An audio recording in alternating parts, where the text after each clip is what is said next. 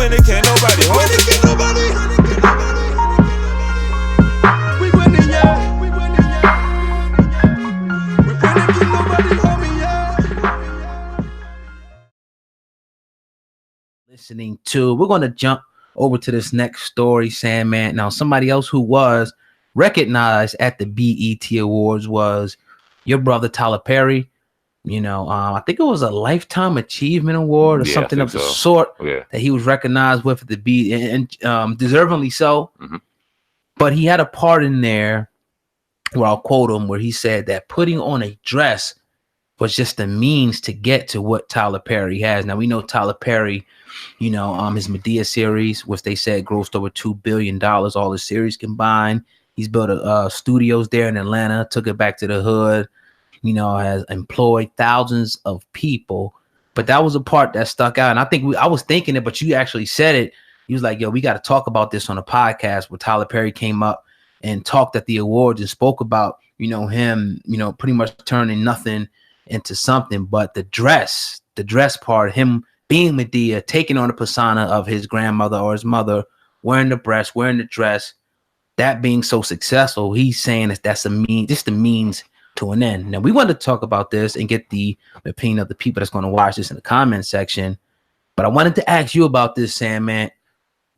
What do you think about Tyler Perry's statement saying that wearing a dress, being Medea, was just a means to get to where he is now?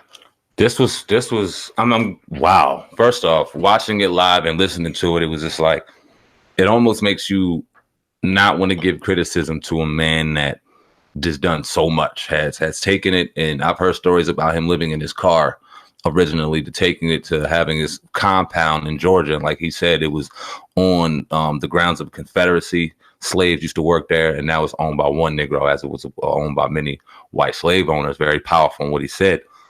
But as a man, I just can't help but to look at it. And I'm not, the criticism that I have to give, or the question that I would love to ask Mr. Tyler Perry, as great as he is in a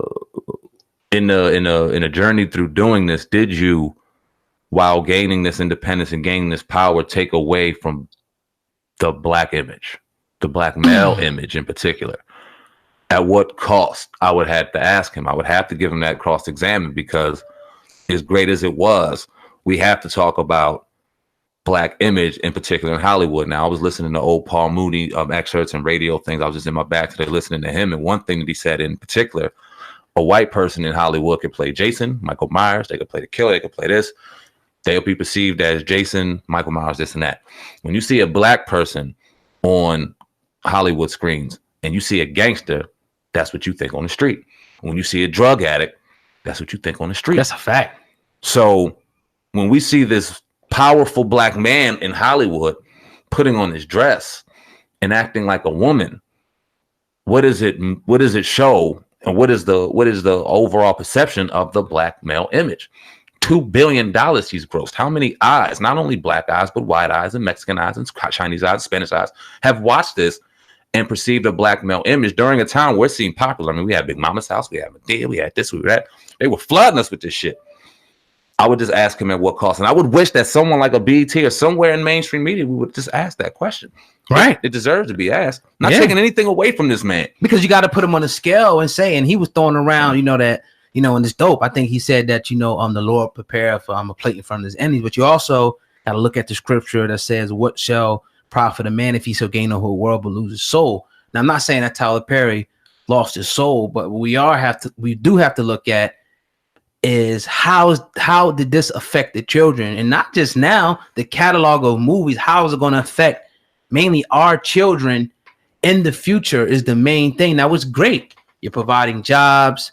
You built a studio. That's 100% great thing. We can never take that away from you as a black man doing that. Won't do it. Won't do it. We refuse to do it. And that's why it was kind of hard for us to have this dialogue. But a lot of people won't do this. We're going to do this here on this podcast, though. I just think the question still remains, like, this means something where every strong black male image, damn near everyone, has to at some point emasculate himself, put on a dress, put on a wig, put on boobs, and act like the opposite sex. There has to be something said about that. We can't just keep sweeping this under the rug and next person, who's going to be next? You know what I mean? You got everybody you got that's supposed to be a man taking care of his family, a provider, a leader, should not have to go to those measures. Now, my thing will be, we're not telling you how to create, but what about the other things that could have been done to create that empire? Maybe that was just his way to put on a dress, but the millions of ideas that go through somebody's head about what you can do to create movies and do this. My question would be, why a dress? And how were you so comfortable doing this for all these years? And how do you think this is right? And Mr. Push, because he was also talking about how he grew up and he seen his mother would take him to all these ladies who didn't have a barely a high school education, and how they were so smart, and they would see him, you know, wearing the different things and acting like emulating them, and they would think it was cute.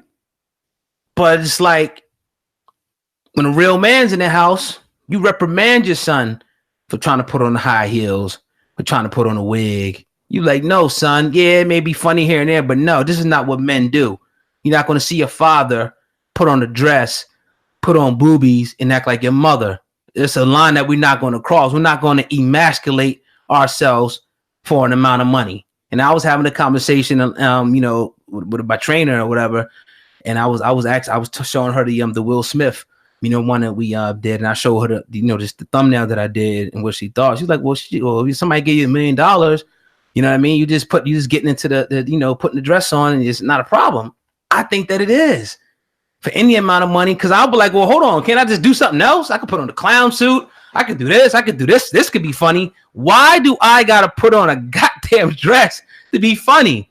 I'm not accepting that. You talked about there being a male influence in the household, and where was the man to check? And he talked about in that speech as well, his father coming in and beating the hell out of his mom, and him having to provide comfort by talking shit like he used to listen to the women talk and just provide laughter, which automatically just goes to a point where, okay, maybe there wasn't a positive black male image or something. We would love to ask Mr. Perry there as well, because like we were talking about as we were walking and from the show and just talking and vibing and doing our thing, something we did a hell of a lot of. It was great to do out there in LA, as we joked about, is we had plenty of women we lived around, and me or you could sit back and imitate our grandma, aunt, you know what?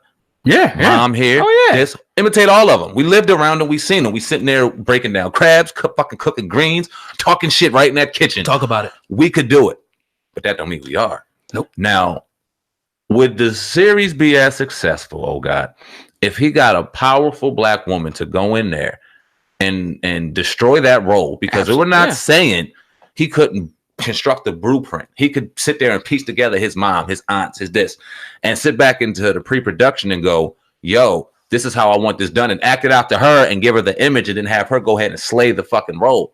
Would it be as successful if it was just a prominent black woman in there? It may be. We never would know. If it was promoted with the plays and living around how it was with plays, and then it built, why wouldn't it? Right. And she went in there, sang her ass off. Why wouldn't? And I don't think that's the success is solely because he's a man playing a woman. It could just be a woman playing a woman. That's what I'm saying. Yeah, and be just as funny. So yeah, I mean, again, a lot of guys don't want to talk about this because they're scared. They don't, but we're putting our real feelings out. And if we would have tried that, to be honest, my dad would have kicked my ass if he would have saw me. You know what I mean? And I won't want to do that anyway. You know what I mean? But yeah, I think it's just, we can have that conversation. And I think, and again, no knock to Tyler, like that. He acquired his wealth. And here's another thing what I wanted to say. You got a lot of people who've done some what may be, seen as immoral. You got guys who, like Jay-Z, or other people, Diddy, all these guys who said they sold drugs coming up, but they changed. And, Medea's not going to be here forever. But, I just think that there's a few things that have to be put on the table here. And I don't know if we can ever measure the effect that it's going to have on young black, children coming up. I don't know if any, but I think.